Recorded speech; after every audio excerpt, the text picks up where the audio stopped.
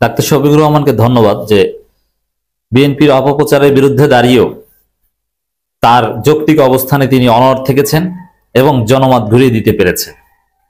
আসলে একটা দল যখন ক্ষমতায় যাবে, বিজয়ী হবে, এটা তাদের আচার আচরণেই প্রকাশিত হয়।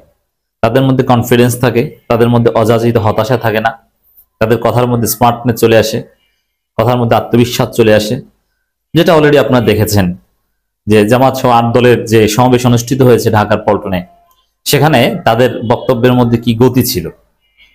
তারা বিশ্বাস করতে শুরু করেছে যে তারা ক্ষমতায় আসবে, অতএব ডমিনেটিং বক্তব্য। এটা প্রথমবারের মতো এই ঘটছে। তামিল জামাতের প্রত্যেকটা কর্মকাণ্ডে কনফিডেন্স এবং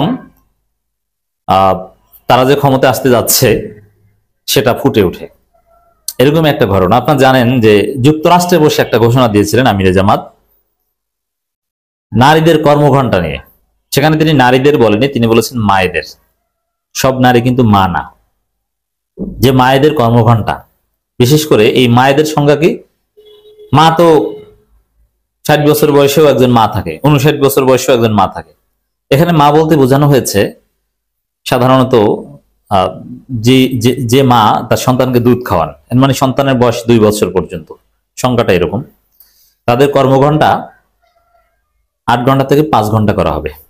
এই ঘোষণাটা ছিল অস্পষ্ট, কারণ 5 ঘন্টা করা হলে বাকি 3 ঘন্টার বেতন পাবে কিনা বা বেতনটা কে দিবে, এটা নিয়ে অনেক কথাবার্তা ছিল। তো বিএনপি আমিরে জামাতের এই যুক্তরাষ্ট্র থেকে ঘোষণার বিরুদ্ধে ঝাঁপিয়ে পড়েছিল। বিএনপির যে ভাড়াটিয়া বুদ্ধিজীবী আছে, বিএনপির অর্গানিক কোনো বুদ্ধিজীবী এখন নাই, সব ভাড়াটিয়া। এরা কেউই বিএনপি করতো না। যেমন ডাক্তার জাহেদ এখন বিএনপির বুদ্ধিজীবী, অথচ ডাক্তার জাহেদ আওয়ামী লীগের দালাল ছিল। ইলিয়াসের একটা প্রতিবেদনে আপনারা দেখেছেন যে কিভাবে আওয়ামী লীগের দোসর ছিল এবং ছাত্র জীবনে ছাত্র ইউনিয়ন করত। কখনোই সে বিএনপি বা ছাত্রদল এগুলো করতো না। এখন বিএনপির পক্ষে ন্যারেটিভ নির্মাণ করে, বিএনপিকে ডিফেন্ড করে। এটা কি বলা হয়? ভাড়াটিয়া বুদ্ধিজীবী। এখন কি বিএনপির সমালোচনা করতেন এই কয়েক বছর আগেও, তীব্র সমালোচনা করতেন। এখন একদম বিএনপির অন্ধ অনুসারী। উচ্চকক্ষে নিবে এই গ্রান্টে দিয়েছে তারেক রহমান, এর বিনিময়ে এখন দালালি করছেন, ভাড়া খাচ্ছেন। আবার তিনি নিজে অন্য নারীদের ভাড়া দিয়ে ব্যবসা করতেন, এটা কিন্তু ইলিয়াসের প্রতিবেদনে উঠে এসেছে। ডাক্তার জাহেদ, আবার রেজাউল করিম রনি, এ কোনোদিন বিএনপি করতো না, কারণ রেজাউল করিম রনির সাথে বেশি সম্পর্ক ছিল জামাতের, কারণ শাহবাগ বিরোধী ছিল, আর শাহবাগের মূল ভিকটিম জামাত। রেজাউল করিম রনির সুপ্রিমেসি হচ্ছে শাহবাগ বিরোধী সোচ্চার কণ্ঠস্বর। তিনি এখন বিএনপির পক্ষে ভাড়ায় কাটছেন।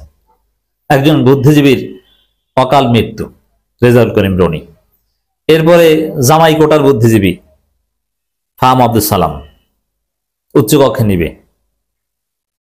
তিনি নিজে কয়েক বছর আগে যা বলতেন সেটা ঘুরিয়ে এখন বিএনপি যা বলে ওইটা। এই ভাড়াটে বুদ্ধিজীবীরা আমির জামাতের এই ঘোষণার বিরুদ্ধে লেগেছেন। তা এটা অযৌক্তিক ঘোষণা। এতে কেন মালিক পক্ষ 3 ঘন্টার বেতন ফ্রি দিবে? এটা তো হতে পারে না। এতে এই হবে সেই হবে, এফিসিয়েন্সি কমে যাবে, নানান কিছু যুক্তিরিক্ত নিয়েছে। এটা হবে না, বরং তারেক রহমান একটা পাল্টা বিবৃতিও দিয়ে দিয়েছেন তারা নারীদের জন্য কি করবেন। কিন্তু বিএনপি এই ভাড়াটি বুদ্ধিজীবী তারেক রহমান এরা কি বলেছেন ওটা জনগণ শুনেই নেই, নারীদের কাছে ওটা যায়নি, ওটা ওইরকম মিডিয়া কভারেজও পায়নি, ওইরকম আকর্ষণীয় ভাবে কিছু বলতে পারেনি।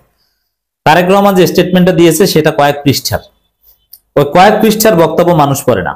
কিন্তু আমিরে জামাত যা বলেছেন, মায়েদের কর্মঘণ্টা 5 ঘন্টা থেকে 8 ঘন্টা থেকে 5 ঘন্টা করা হয়। বাংলাদেশের প্রত্যেকটা নারী এই ঘোষণার কথা জানে এবং জেনে তারা সিদ্ধান্ত নিয়ে ফেলেছে জামাতকেই ভোট দেবে। এবার 8 ঘন্টার চাকরি 5 ঘন্টা করবো, এর চাইতে শান্তি আর কি?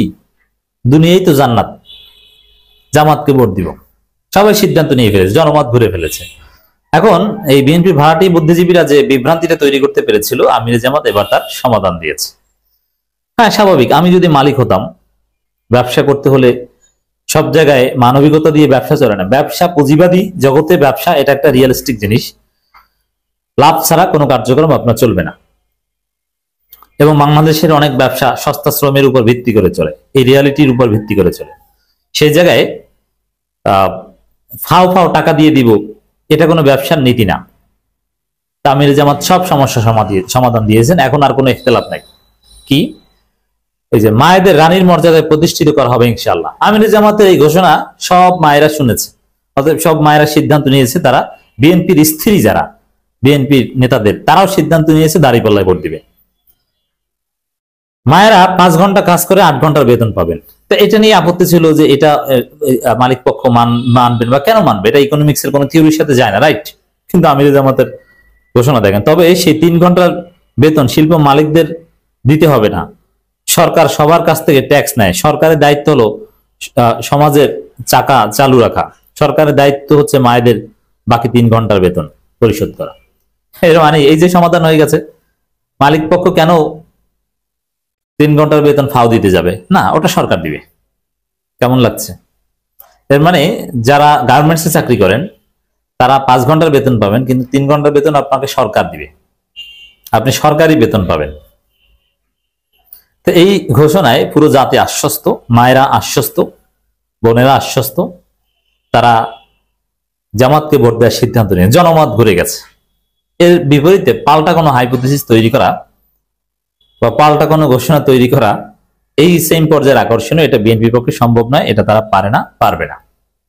তো ডাক্তার শফিকুর রহমানকে ধন্যবাদ জানাই যে তিনি অনড় থেকেছেন এবং এটা আগামী নির্বাচনে ভোটের গতি প্রকৃতি নির্ধারণে এটা সত্যি অসাধারণ ভূমিকা পালন করবে।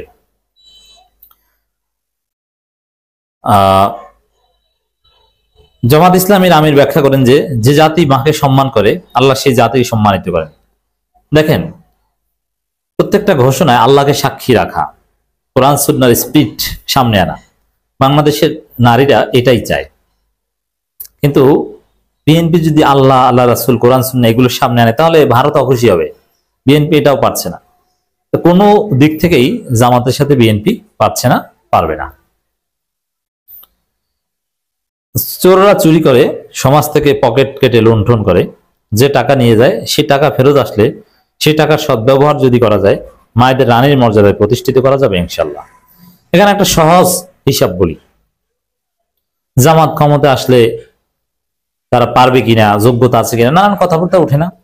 একটা সহজ ব্যাখ্যা নেই, কিচ্ছু লাগবে না। জামাতের যোগ্যতা আছে কিনা, ক্ষমতা যারা আসে তাদের কাছেই যোগ্য লোকজন আসে। জামাত ক্ষমতা আসলে সবচেয়ে যোগ্য লোকজন জামাত ইসলামী করবে, এখন হয়তো বা না, কিন্তু ক্ষমতা আসলে আসবে, এটা অটো হয়ে যাবে। তখন দেখবেন সাবেক সেনাপ্রধানরা জামাতের সহযোগী সদস্য পূরণ করার জন্য, ফর্ম পূরণ করার জন্য লাইন ধরবে, সাবেক সচিবরা। ক্ষমতা আসলে এটা হয়, অতএব এটা কোনো সমাধান না, মানে সমস্যা না। দ্বিতীয় হচ্ছে, যোগ্যতা দরকারই নেই, রাষ্ট্র কিভাবে চলবে, এখন যেভাবে চলছে সেভাবে।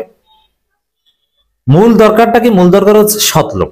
চুরি চামারি বন্ধ হলে আর কোনো ঝামেলা নাই।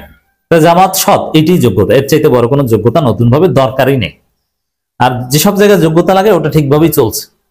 যেমন জামাত ক্ষমতা আসলে সেনাবাহিনী কি লাউহে মাহফুজ থেকে ধরে আনবে? না, এই বর্তমান যারা সেনা অফিসার আছে কমিশন প্রমোশন পেতে পেতে এই পর্যায়ে এসেছে, তারাই চালাবে। এখানে তো জামাত কাউকে জন্ম দিবে না, জাস্ট তাদের সততাটা নিশ্চিত করবে, তারা সেনাবাহিনী চালাবে। যে সেনাবাহিনী, বিমান বাহিনী, পুলিশ চালাবে কারা? আর যারা বিসিএস দিয়ে এখন বড় অফিসার হয়েছে তারাই তো চালাবে, নতুন কেউ তো না। এটা নিয়ে চিন্তার কিছু নাই।